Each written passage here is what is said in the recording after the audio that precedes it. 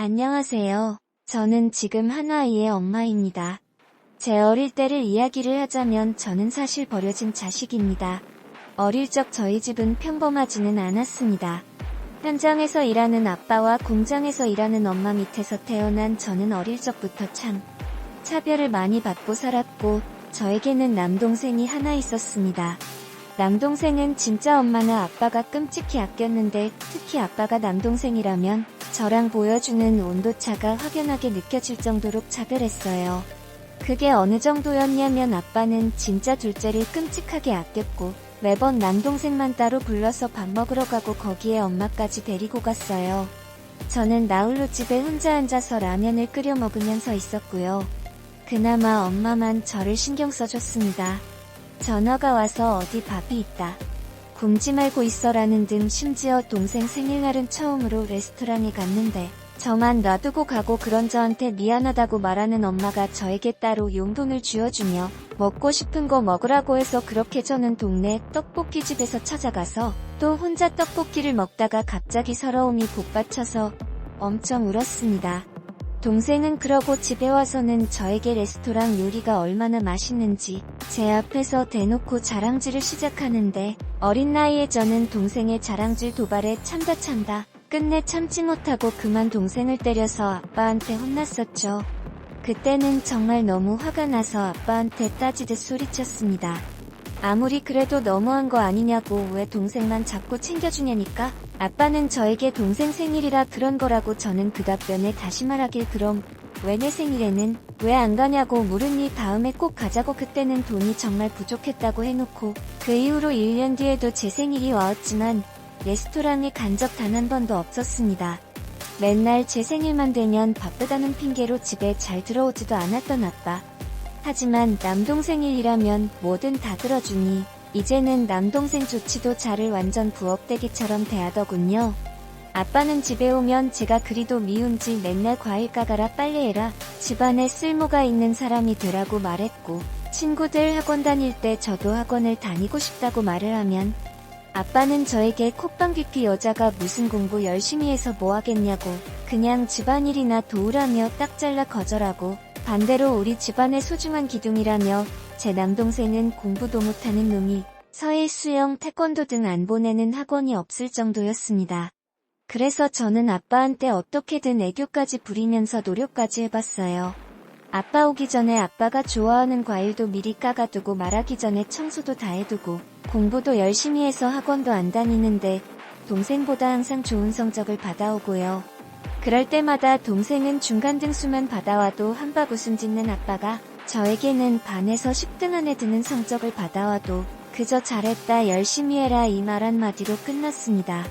하지만 저는 계속 아빠에게 사랑을 받기 위해서 정말 노력 많이 했습니다. 그때마다 아빠의 퉁명스러운 모습에 상처도 입었지만 엄마는 아빠가 원래 퉁명한 사람이라고 표현을 잘못하는 거라고 저에게 위로를 해주었었죠. 근데 그런 제 노력과 상관없이 집안에 엄청난 일이 닥치게 되었습니다.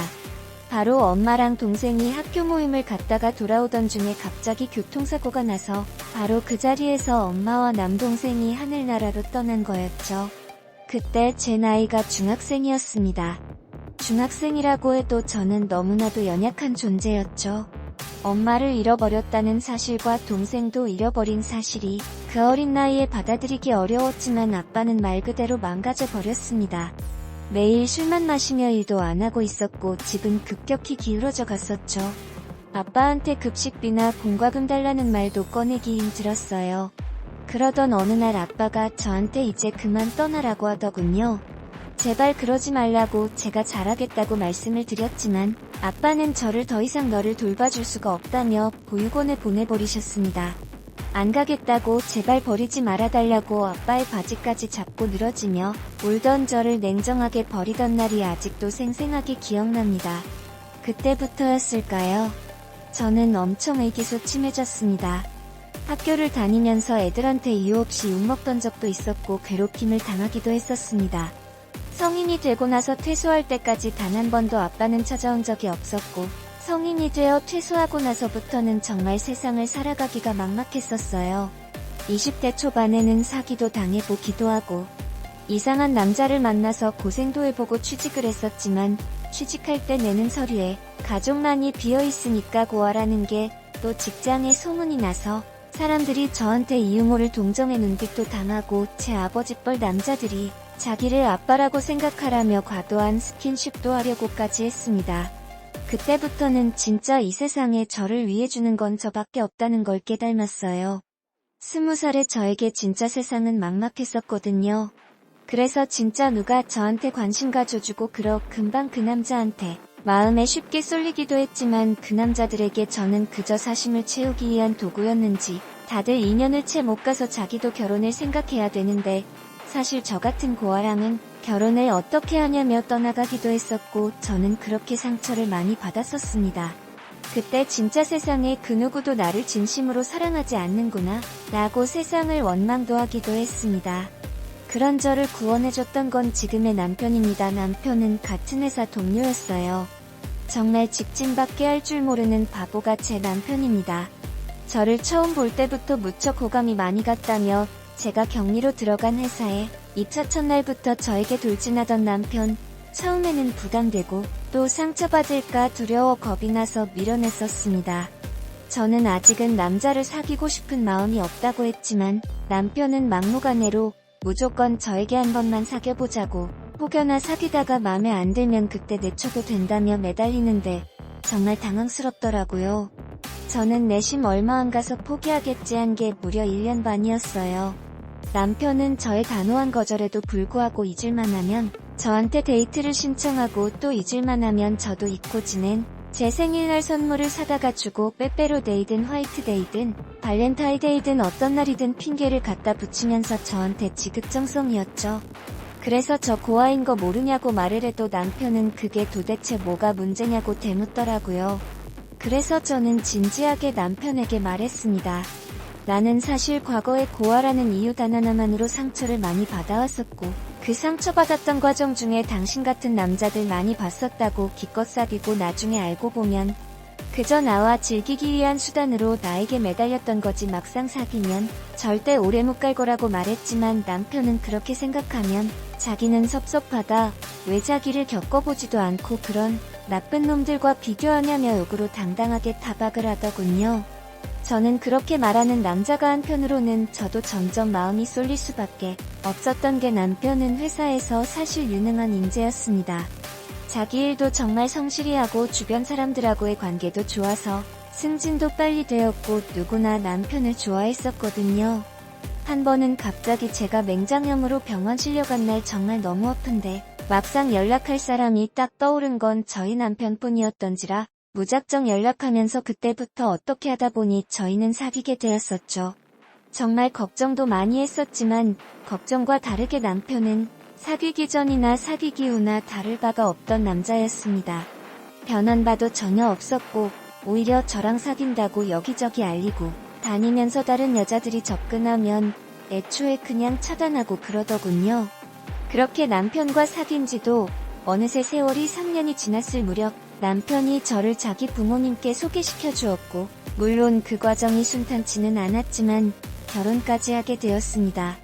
하긴 저라도 시부모님 입장에서는 내 아들이 도대체 뭐가 아쉬워서 저 같은 고아인 여자를 환영하겠어요.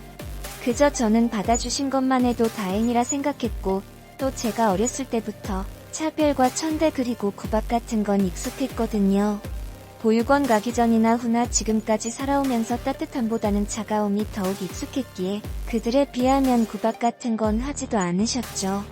그저 처음에만 어느 정도 반대하셨고 결혼하고 나서는 명절 때마다 가면 가끔씩 불편한 기색만 내비추셨을 뿐 저한테 일부러 악의적으로 나쁘게 구신다거나 뭐라 하거나 한 적은 단 한 번도 없었습니다.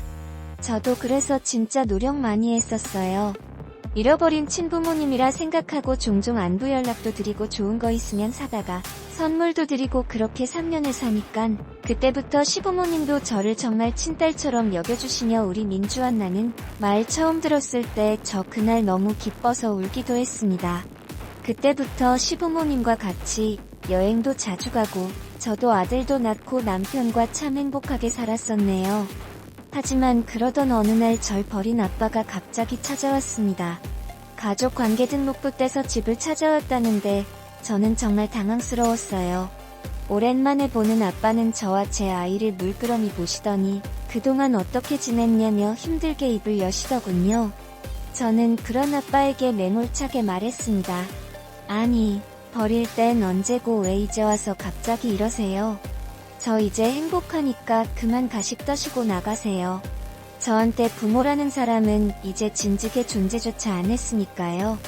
라고 말을 하자 아빠는 저를 착잡한 눈길로 바라보더니 힘겹게 말을 하더군요. 내가 정말 너한테 미안했다고 그 정말 미안함 때문에 나의 젊은 날의 과오는 해결하고 싶어서 이렇게 너에게 다시 찾아온 거라며 이제 얼굴은 봤으니까 되었다며 정말 미안했다고 잘 지내라고 하고는 떠나더군요. 그래서 저는 아빠의 뒷모습을 바라보며 두 번 다시 찾아오지 말라고 당신은 내 아빠도 아니라고 소리를 질러댔습니다. 아빠는 끝끝내 미안하다는 말만 남기고 사라진 아빠를 보니 순간 마음이 참 복잡하더군요. 그렇게 반년쯤 지났을까요? 어느 날 편지 한 통이 왔더군요. 편지 속에는 아빠의 편지가 담겨 있었습니다. 그리고 보험 서류도 있었어요. 상속인은 저로 되어 있더군요. 무려 2억이나 되는 거액이었습니다. 편지 속에는 아빠의 유언들이 담겨 있더군요. 유언을 읽어보니 아빠는 즉 본인은 말기암이라고 하시네요. 하늘나라 가기 전에 얼굴도 보고 진심으로 사과도 하고 이거라도 꼭 전해주고 싶었다며 그동안 어떻게 살아왔는지 이야기가 적혀 있었습니다. 사실 엄마는 미혼모였다고 합니다. 그 문장을 보는 순간 저는 머릿속에서 갑자기 모든 퍼즐이 맞춰지더군요. 저는 떨리는 손을 부여잡고 그 미혼모의 아이가 나라는 생각만 들더군요. 그동안의 모든 차별이 이해가 되더군요. 엄마는 자신이 좋아했던 여자였는데 다른 남자랑 사귀었고 그 남자가 고아였던 엄마를 임신시키고는 도망갔다고 하더군요. 그래서 뱃속에 저를 임신한 채로 아빠랑 결혼했다고 합니다. 그대로 출산하니 당연히 아빠가 제 친아빠로 나왔지만 제 생부는 아니었던 거죠. 제 친아빠는 어떻게 되었는지 소식도 모른다며 제가 어릴 때 너무 미워서 그놈한테 돌려보내볼까 해서 찾아도 봤지만 생사도 모르겠다고 이름 석자와 나이만 적혀 있더군요.